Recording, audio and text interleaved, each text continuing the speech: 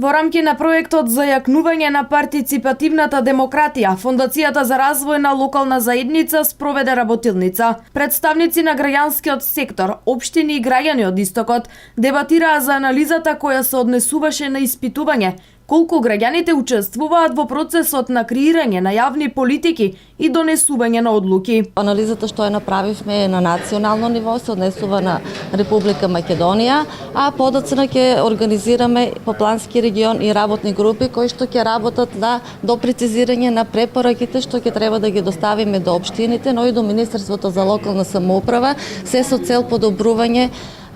и на вклучувањето на граѓаните во креирањето на јавни политики на локално ниво. Резултатите кои се направени од анализите за проектот покажуваат колку Македонија, граѓаните и невладиниот сектор учествуваат во партиципативната демократија. Главните наоди од анализата покажуваат дека постои одреден тип на соработка помеѓу општината и граѓанските организации, односно граѓаните, но тоа е повеќе во насока на информирање од страна на општината за тоа што работи таа, отколку на вистинско вклучување, една партнерска соработка и активно донесување одлуки со помош на граѓаните.